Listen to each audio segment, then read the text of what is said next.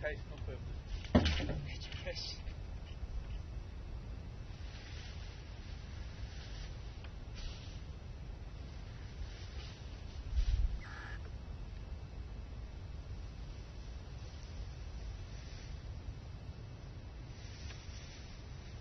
Some help. You need some help. What?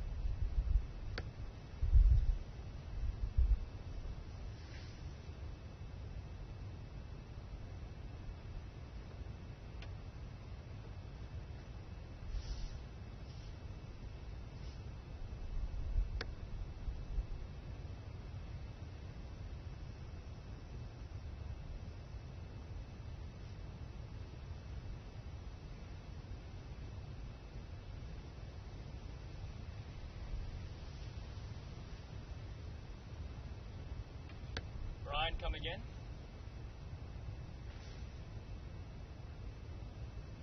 Sure, can't hear you there.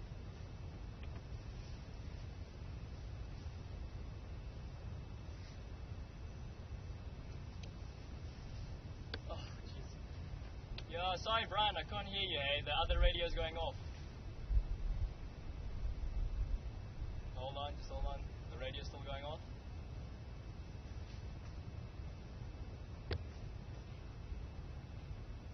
Okay, go, Brian.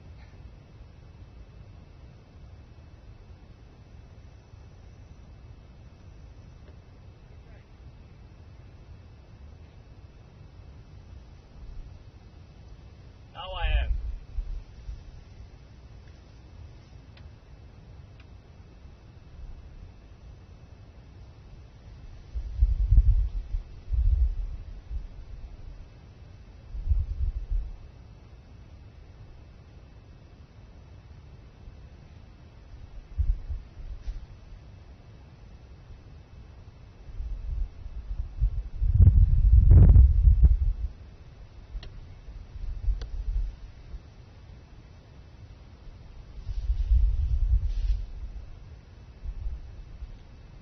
Brian saying?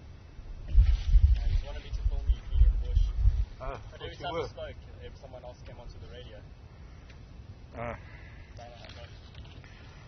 Well, it was all good until that last piece, which was a piece of heavy buffalo thorn, as thin as it is. But buffalo thorn's got a lot of thorns, so I got a few punctures in my feet and hands, but they're used to that because I live here. But this is, if some of you are on drive this afternoon, you were with me this morning, we were talking about elephant and eating bark and the way that I believe that they farm with trees and their lives. And this is how unfit I am, clearing a few branches and I'm out of breath. But anyways, this is the round-leaf teak, and this is something that they're feeding on a lot these days. And if you look at this, you can see how the bark has been chewed off. He's broken it, or she has broken it off at the base, and they chew it all the way up the stem until they get to the leaves. And it's only the bark that they're after, and a little bit of the moisture in the stems. And the wonderful way in which this particular plant grows, sorry, that must have hit the mic, is that, well, here's a small tree here just in front of us. Small was a tree. Small was a tree. That's on the left here now is a bunch of recoppiced round-leaf teak. And what they do is every time they break one of these stems off, the next season round, the teak itself will send out 2 or 3 shoots. So the more the elephants are actually feeding on the round-leaf teak, the more the round-leaf teak is producing these shoots for them to feed on, because they don't really like the bark. If you look at this semi-mature trunk of the two trunks of this tree here on my right, they don't touch the bark of the older trees. They only want these fresh branches that are long and straight to a certain point. Let me show you one.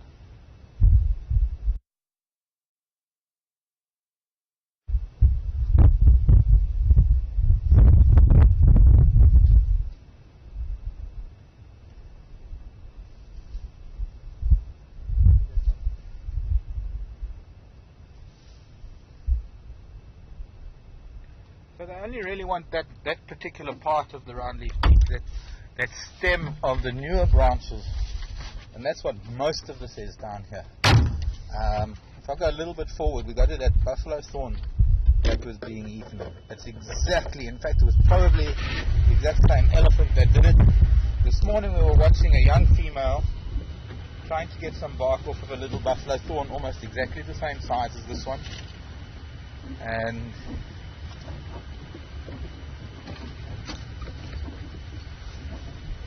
you can see just where it's been broken, you can see the bark that has been removed.